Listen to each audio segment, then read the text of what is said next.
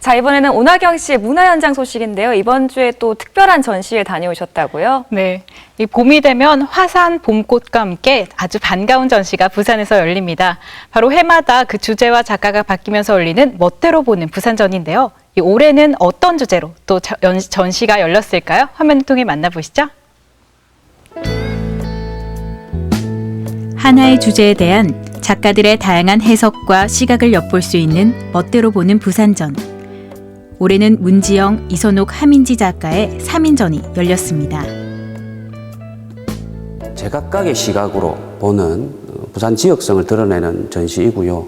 올해 주제는 몸을 주제로 한 세 사람 작가들의 몸이 부산에 거주하고 있지만 없는 듯이 느껴지는, 우리가 간과하고 있는 부산의 몸, 이런 것들을 전시 주제로 삼은 것입니다.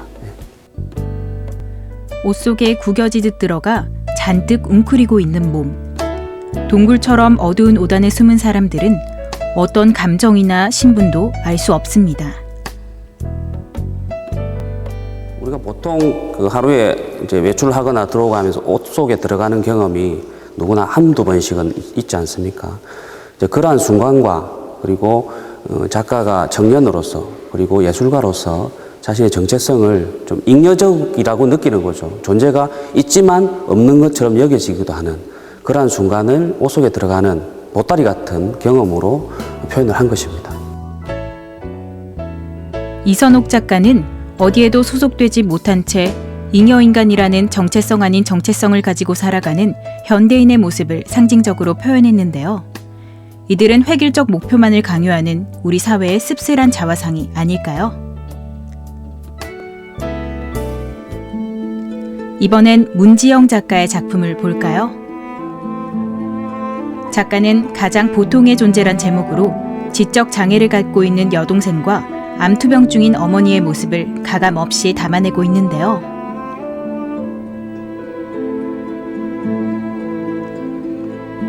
가족분들을 캔버스 속에 담아내셨는데 이게 어떻게 보면 굉장히 개인적인 일이잖아요. 작가님에게도 특별한 의미가 있을 것 같아요.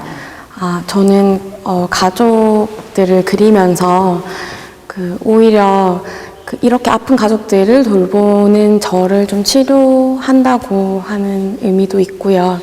또 한 가지는 가족이라는 틀을 벗겨내고 봤을 때의 어떤 여성으로서 혹은 한 사회적인 존재로서의 이런 인물들에 대해서 다시 한번 생각해보는 그런 일들이라고 생각해요. 네. 작가는 평범한 가족을 통해 사회적 약자에 대한 관심을 환기시킵니다. 언뜻 형체를 짐작하기 어려운 이 그림은 하민지 작가의 작품인데요.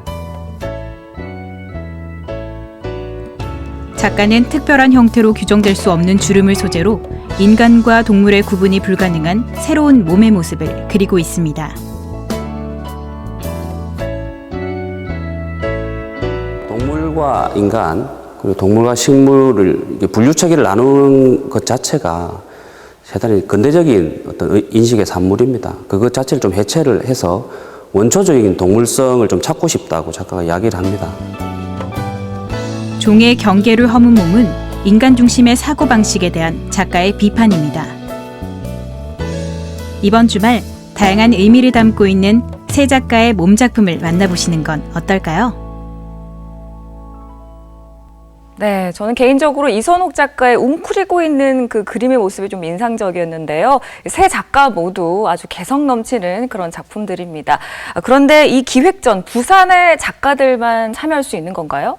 이 멋대로 보는 부산전은 작년부터 시작됐는데요. 반드시 부산에 살아야 하거나 또 부산을 소재로 그림을 그릴 필요는 없다고 합니다. 부산은 그냥 그 지역을 상징하는 대명사적인 의미고요. 중앙에 이속되지 않은 다양한 지역의 정체성을 알리고 또 보여주는 게 주된 목표라고 합니다.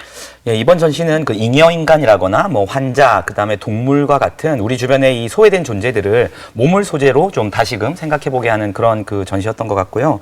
저는 그중에서도 특히 특히 이제 문지영 작가의 작품이 좀 기억에 많이 남습니다. 그 누군가에게는 너무나 당연한 일상이지만 뭐 그 환자라거나 또 뭐 장애가 있으신 분들, 또 뭐 여성 같은 마이너리티의 이 정체성을 가진 분들에게는 당연한 일상이 아닐 수도 있겠다 이런 생각을 좀 하게 됐고요. 예, 이 평범함, 또 보통 이런 말들이 가진 의미를 좀 새삼스럽게 다시 생각해 보게 하는 그런 작품들이었던 것 같습니다. 앞으로도 매년 봄이 좀 아주 기대가 됩니다. 그렇습니다. 오늘도 다양한 문화 소식 전해주신 두 분 감사합니다.